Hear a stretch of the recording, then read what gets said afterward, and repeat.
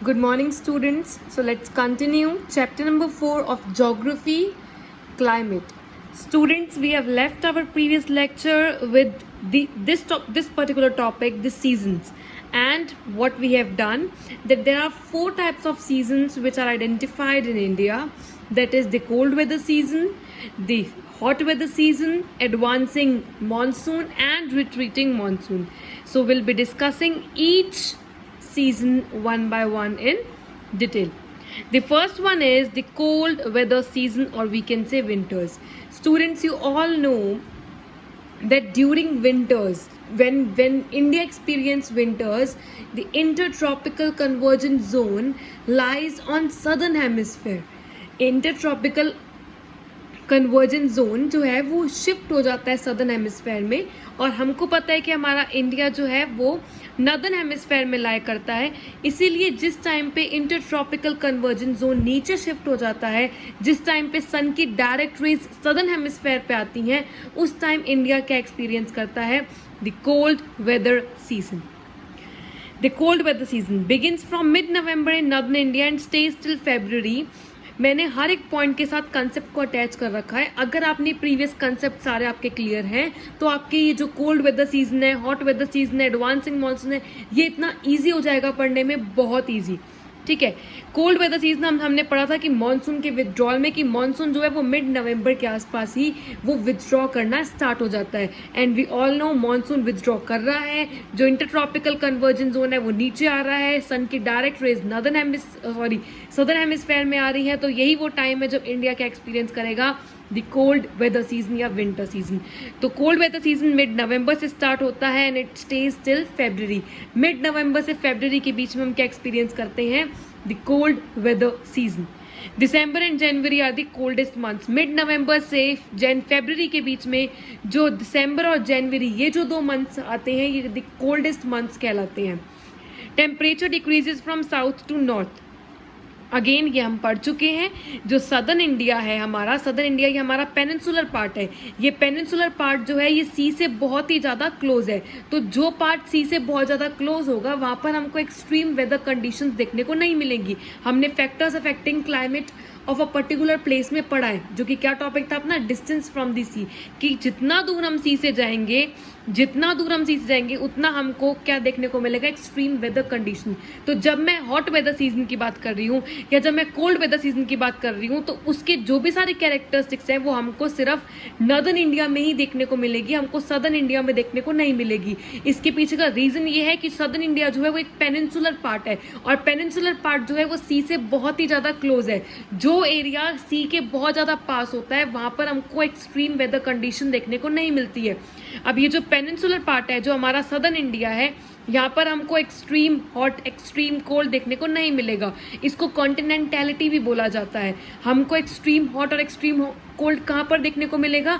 हमको देखने को मिलेगा इंटीरियर पार्ट में, जिसको हम कहेंगे नॉर्दर्न इंडिया, क्योंकि ये वाला जो पार्ट है ये सी से बहुत ज़्यादा दूर है. यही एक डिफरेंस है बिटवीन बॉम्बे एंड दिल्ली. मुंबई में हमको इतना ज़्यादा एक्सट्रीम वेदर कंडीशन देखने को नहीं मिलता, वहाँ पे मॉडरेट रहता है. क्यों? क्योंकि वो सी के बहुत ही ज़्यादा पास है. जबकि हम दिल्ली की बात करें तो दिल्ली में हमको एक्सट्रीम हॉट, एक्सट्रीम कोल्ड सब कुछ देखने को मिलेगा, क्योंकि दिल्ली हमारा सी से दूर पड़ जाता है. तो जितना सी से हम दूर जाएंगे उतनी हमको एक्सट्रीम वेदर कंडीशंस देखने को मिलेगी. वही मैंने पॉइंट बोला है कि अगर हम साउथ टू नॉर्थ जाएंगे, अगर हम पेनिनसुलर पार्ट से इंडिया के इंटीरियर पार्ट में जाएंगे, तो टेम्परेचर क्या होता जाएगा? डिक्रीज होता जाएगा कोल्ड वेदर सीजन में, क्योंकि पेनिनसुलर पार्ट पर तो क्या रहेगा? टेम्परेचर मॉडरेट रहेगा, जबकि इंटीरियर पार्ट में टेम्परेचर में क्या आएंगे? वेरिएशंस आएंगे, चाहे वो कोल्ड वेदर सीजन हो चाहे वो हॉट वेदर सीजन हो. Temperature decreases from south to north, moderate temperature on coast. हम नीचे से ऊपर जाएंगे तो टेम्परेचर डिक्रीज होता जाएगा, क्योंकि नीचे वाला जो एरिया है वो एक पेनिनसुलर पार्ट है, वो सी के बहुत ही ज़्यादा क्लोज है, और जो एरिया सी के बहुत ज़्यादा क्लोज होता है वहाँ पर इतना वेरिएशंस नहीं देखने को मिलता है. एवरेज टेम्परेचर एक एग्जाम्पल के थ्रू समझा रखा है. चेन्नई जो अपनी कोस्ट लाइन पर सिचुएटेड है, जो पेनिनसुलर पार्ट में सिचुएटेड है, वहां पर कोल्ड वेदर सीजन में टेम्परेचर रहता है 24 to 25 डिग्री सेल्सियस, मतलब एक मॉडरेट टेम्परेचर देखने को मिलता है. जबकि हम नॉर्दर्न प्लेन्स की बात करें तो वहां का टेम्परेचर रहता है 10 degree Celsius to 15 degree Celsius. In fact Jammu Kashmir का तो माइनस में भी पहुंच जाता है. तो जितना हम ऊपर जाएंगे, जो अपना सदर्न पार्ट है, वहां पर अपन को टेम्परेचर में वेरिएशन देखने को मिलेगी. कोल्ड वेदर सीजन है तो वहां पर टेम्परेचर बहुत कम होगा. हॉट हॉट वेदर सीजन है तो वहाँ पर टेम्परेचर बहुत ज़्यादा दिखेगा अपन को। जबकि अगर हम नॉर्दर्न की बात करें, हम नीचे वाले इंडिया की बात करें, सदर्न पार्ट की बात करें, सदर्न की हम बात करते तो वहाँ पे इतना टेम्परेचर में इन्फ्लुएंस हमको नहीं दिखता है।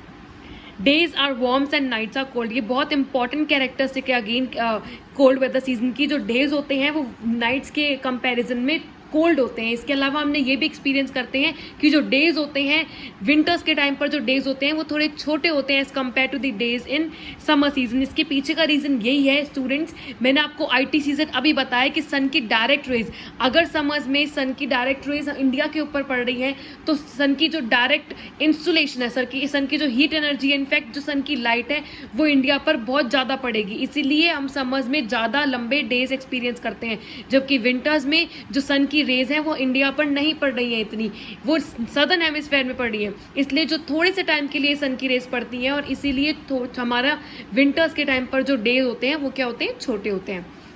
North east trade winds prevail over the country. Students हम कोरियोलिस फोर्स में पढ़ चुके हैं कि जो विंड्स ऊपर से आ रही हैं, नॉर्दर्न हेमिस्फेयर से आ रही हैं, वो राइट की टूवर्ड्स रिफ्लेक्ट हो जाती हैं। जो विंड्स सदर्न हेमिस्फेयर से आ रही हैं वो लेफ्ट की टूवर्ड्स रिफ्लेक्ट हो जाती हैं। रीजन क्या है इसका, कोरियोलिस फोर्स, क्योंकि अपना अर्थ जो है वो रोटेट कर रहा है। अच्छा, अब और हमने ये भी पढ़ा था कि हमारा इंडिया कौन से रीजन में लाई करता है, नॉर्थ ईस्ट ट्रेड विंड्स के रीजन में लाई करता है, क्योंकि विंड्स ऊपर से आ रही हैं और वो राइट की टूवर्ड्स मुड़ जाती हैं। तो इसके अकॉर्डिंग वो विंड्स कौन सी होने वाली हैं, नॉर्थ ईस्ट ट्रेड विंड्स। तो उसके अकॉर्डिंग इंडिया में कौन सी ट्रेड विंड्स प्रिवेल करती रहती हैं कोल्ड वेदर सीजन में, नॉर्थ ईस्ट ट्रेड विंड्स ही प्रिवेल करती रहती हैं। They blow from land to sea which results in dry season. Students हम ये भी कर चुके हैं विंटर्स के टाइम पर, अब अगर जो विंड्स ऊपर से नीचे आ रही हैं, जो विंड्स नॉर्दर्न हेमिस्फेयर से इंडिया के टूवर्ड्स आ रही हैं, तो ऑब्वियसली वो लैंड एरिया से आ रही हैं। और अगर वो विंड्स लैंड एरिया से आ रही है इसका मतलब क्या है, वो विंड्स मॉइस्चर वाली नहीं होंगी, वो विंड्स ड्राई विंड्स होंगी। इसलिए विंटर्स में हम इतना ज़्यादा रेन एक्सपीरियंस नहीं करते हैं। Some amount of rainfall occurs on Tamil Nadu coast from these winds as hair they flow from sea to land। Students ये भी हम देखो, अब मैं आपको ये वाला पॉइंट बताती हूँ। देखो, अच्छा हमको पता है जो विंड्स हैं वो कोरियोलिस फोर्स की वजह से वो ऊपर से आई हैं और राइट की टूवर्ड मुड़ गई, वो ऊपर से आई हैं राइट की टूवर्ड मुड़ गई, ऊपर से आई हैं राइट की टूवर्ड मुड़ गई। अब मुझे ये बताओ, जो ये विंड्स तमिलनाडु गई हैं, ये विंड्स आ तो लैंड से रही हैं, पर ये कहाँ से इनका वो हो रहा है, इनका एंट्रेंस हो रहा है बे ऑफ बंगाल से। अब स्टूडेंट्स आप मुझे बताओ, विंटर सीजन में वैसे तो सारी स्टेट्स में वो विंड्स जो हैं ये लैंड एरिया से आ रही हैं, मतलब मॉइस्चर नहीं लेकर आ रही हैं। वैसे तो किसी एरिया पर रेनफॉल होनी नहीं चाहिए, पर तमिलनाडु इस जगह स्पेशल क्यों बन जाता है, क्योंकि जब विंड्स सीधी आती हैं और वो राइट की टूवर्ड्स डिफ्लेक्ट कर जाती हैं, तो वो अब कहाँ से आ गई है, वो बे ऑफ बंगाल से होकर आ रही हैं। ये देखो स्टूडेंट्स, ये सी है, ये बे ऑफ बंगाल से होकर आई है विंड्स। इसका मतलब क्या है, जो winds north east trade winds हैं वो तमिलनाडु आते आते वो बे ऑफ बंगाल से होकर आती हैं, इसलिए वो मॉइस्चर लेकर आएंगी। और वो मॉइस्चर लेकर आएंगी तो तमिलनाडु में विंटर्स के टाइम पर हम क्या एक्सपीरियंस करते हैं, हम एक्सपीरियंस करते हैं रेनफॉल। ये आपने प्रेसिपिटेशन पॉइंट में भी पढ़ा होगा students. Next point, the weather is normally marked by clear sky, low temperature and low humidity. और ये जो कैरेक्टरिस्टिक्स है, क्लियर स्काई मतलब रेनफॉल नहीं है तो बिल्कुल क्लियर स्काई है, लो टेम्परेचर, टेम्परेचर भी बहुत कम है और ह्यूमिडिटी भी नहीं है। ये जो भी सारे फीचर्स हैं, जो भी सारे कैरेक्टरिस्टिक्स हैं, ये हमको नॉर्दर्न इंडिया में ही देखने को मिलते हैं। हमको सदर्न इंडिया में देखने को इसलिए नहीं मिलते क्योंकि सदर्न इंडिया एक पेनिनसुलर पार्ट में आता है जो कि सी से बहुत ही ज़्यादा नज़दीक है, सी से बहुत ज़्यादा पास है।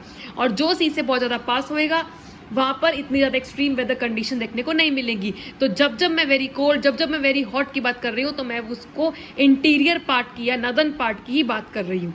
ठीक है students, a characteristic feature of cold weather season is western cyclonic disturbances in Mediterranean sea causing rainfall in northern areas during winters. Again इस साथ कंसेप्ट क्या अटैच्ड है स्टूडेंट्स, मैंने आपको बताया था वेस्टर्न साइक्लोनिक डिस्टर्बेंसेज का क्या बताया था मैंने आपको कि यहाँ पे मेडिटेरेनियन सी के आसपास क्या होता है, साइक्लोन की सिचुएशन आती है।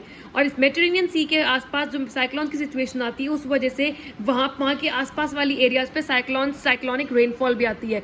और हमने पढ़ा था कि सब ट्रॉपिकल वेस्टर्ली जेट स्ट्रीम्स जो हैं वो मेडिटेरेनियन सी से आ रही हैं, वो वेस्ट टू ईस्ट डायरेक्शन में आ रही हैं और वो इंडिया की टूवर्ड्स आ रही हैं। इसलिए कभी कभार विंटर्स में वो नॉर्थ और नॉर्थ वाली जो स्टेट्स होती हैं, जो ऊपर वाली स्टेट्स हैं, वहाँ पर विंटर्स के टाइम पर क्या कर देती है, रेनफॉल कर देती है।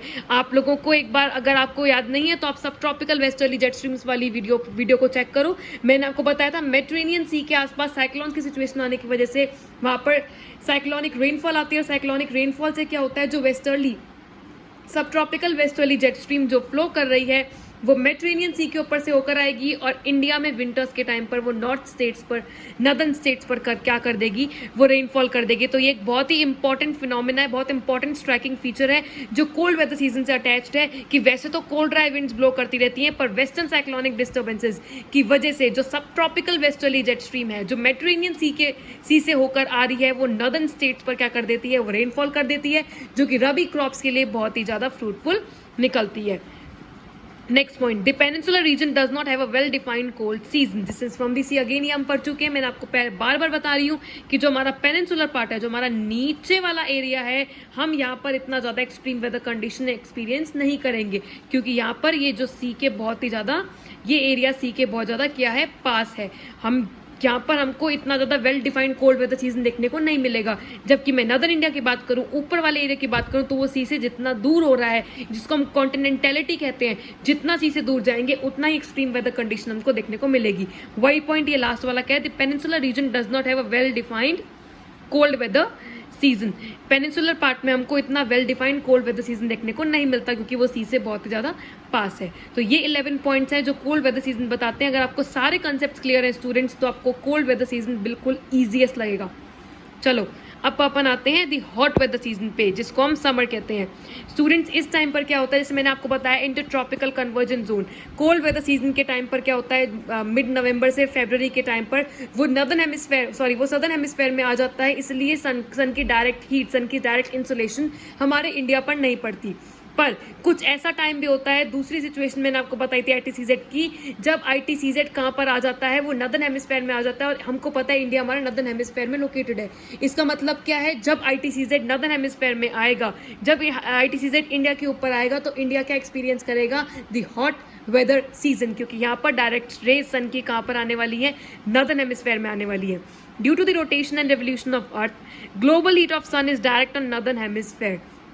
मैंने आपको बता दिया, अर्थ की रिवोल्यूशन, अर्थ का जो अर्थ रिवॉल्व कर रहा है सन को, अर्थ खुद भी रोटेट कर रहा है, इस वजह से सन की डायरेक्ट रेज दूसरी सिचुएशन पे ऐसे भी हो सकती है कि वो समर्स के टाइम वो कहाँ पर आ जाए, वो नदर्न हेमिस्फेयर में आ जाए। और जब सन की डायरेक्ट रेज, जब ITCZ हमारा Indo tropical convergence zone northern hemisphere में आता है, तो हम क्या एक्सपीरियंस करते हैं, the hot weather season.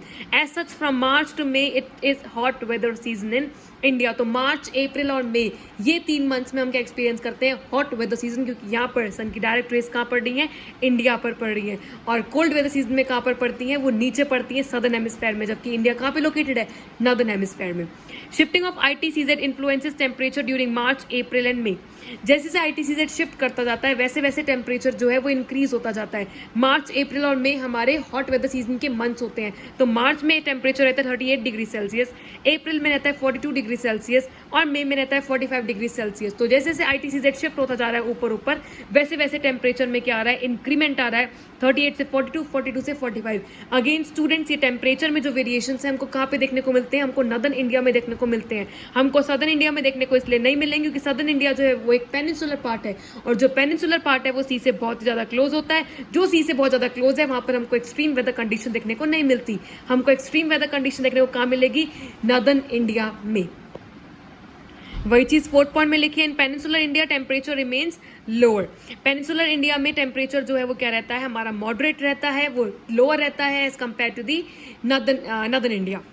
The summer months experience higher rising temperature, falling air pressure in northern India. Summer months में क्या होता है, टेम्परेचर बढ़ता जाता है, जैसे मैंने आपको बताया 38 से 42, 42 से 45 टेम्परेचर इंक्रीज होता जा रहा है। एंड फॉलिंग एयर प्रेशर का मतलब क्या है, लो प्रेशर। स्टूडेंट्स हम कर चुके हैं अपने बेसिक कंसेप्ट में कि जो समर्स के टाइम पर लैंड एरिया पर लो प्रेशर होता है और ओशन पे क्या होता है, हाई प्रेशर होता है। अब यही वो टाइम है समर्स के बाद जब मानसून आने वाला है और विंड्स का क्या होने वाला है, रिवर्सल होने वाला है। Towards the end of May, an elongated low pressure area develops in the region extending from Thar Desert जो राजस्थान में, to Patna and Chotanagpur plateau, Chhattisgarh Jharkhand में जो आपको छोटानागपुर प्लेट्यू दिख जाएगा। स्टूडेंट्स ये कुछ भी नहीं है, मैंने आपको ITCZ पढ़ाया था ड्यूरिंग समर्स। ITCZ जो है वो एक लो प्रेशर एरिया है, लो प्रेशर बेल्ट है जो थार डेजर्ट से छोटा नागपुर प्लेट्यू तक क्रिएट हो जाती है। और स्टूडेंट्स हम सबको पता है ये लो प्रेशर एरिया है, तो यहाँ पे क्या है, ये सारी लो प्रेशर एरिया क्या करेगा, विंड्स को अट्रैक्ट करेगा अपने टूवर्ड्स, तो यहाँ पर गरम गरम हवा चलने लगेगी क्योंकि लो प्रेशर एरिया पर जो गर्म हवा होती है वो राइज कर जाती है। अगेन नेक्स्ट पॉइंट देखो क्या लिखा है students, a striking feature of hot weather season is loo. मैंने आपको क्या बताया कि एक लो प्रेशर एरिया डेवलप हो जाता है और वो लो प्रेशर एरिया कुछ भी नहीं है, वो है ITCZ ओवर गंगा प्लेन, जो अपन मैकेनिज्म ऑफ मॉनसून में पढ़ चुके हैं। Striking feature of hot weather season is लू।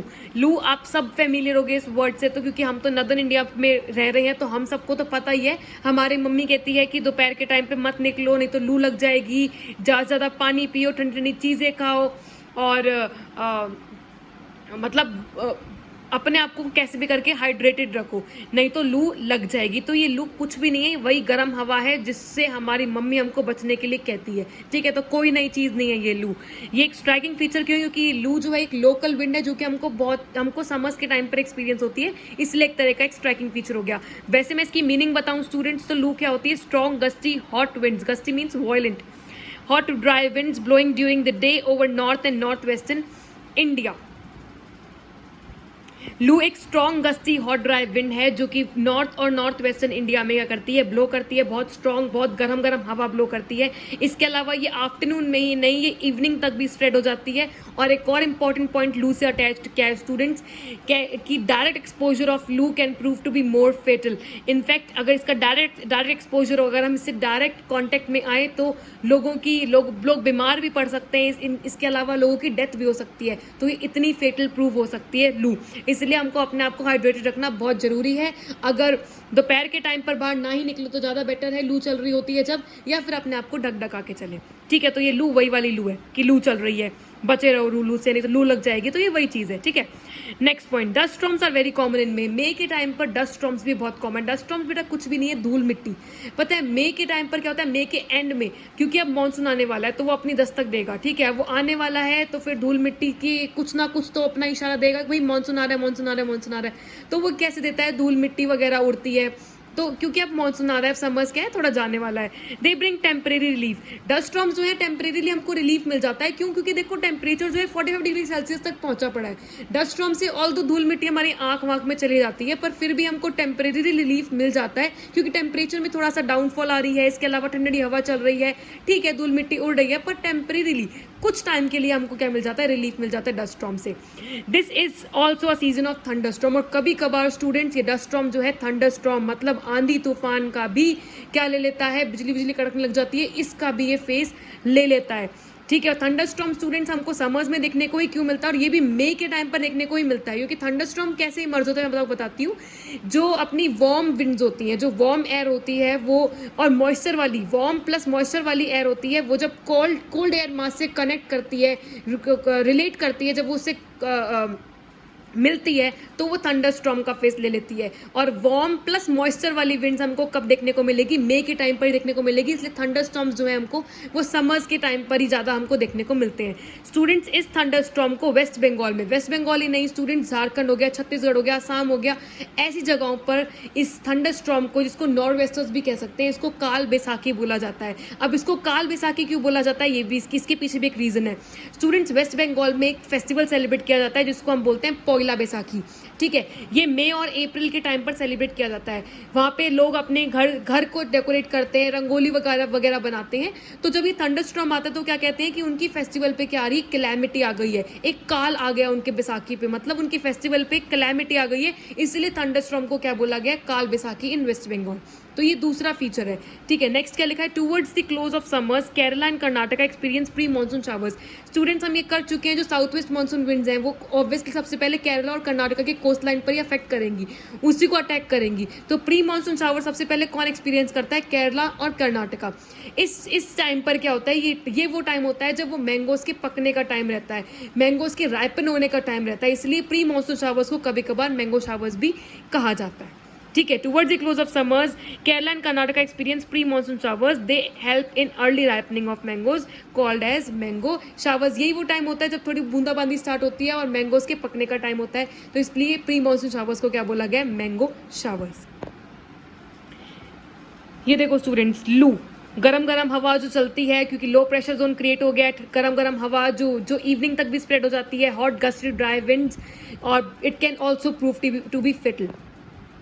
ये स्टॉर्म्स जो तो मैं आपको बता रही हूँ, डस्ट स्टॉर्म्स जो कि टेम्परेरीली हमको रिलीफ दे जाते हैं, टेम्परेचर में थोड़ा कमी आने लगती है, डाउनफॉल आने लगती है और कूल ब्रीजेस चलती हैं, ठीक है। तो ये होते हैं डस्ट स्टॉर्म्स, धूल मिट्टी।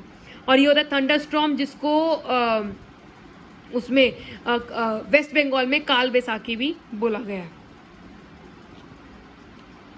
And this is ripening of mangoes. Ripening of mangoes मैंने आपको बता चुकी हूँ, Kerala Karnataka pre monsoon shower experience करते हैं, तो यही वो टाइम होता है जब मैंगोज के पकने का टाइम होता है, इसलिए इसको मैंगो शावर्स भी कहा जाता है। That's it for today students. I hope you understood everything, and still if you have any doubts or queries feel free to ask me. Okay students, so there are 2 questions again and you have to tell me the answers in the comments. Question number first, tell me the 2 coldest months. You have to tell me the 2 coldest months which we experience in cold weather season. The 2 coldest months, वो कौन से 2 coldest months होते हैं from mid November to February, ठीक है। Question number 2, thunderstorm in West Bengal is also called as, thunderstorm in West Bengal is also called as.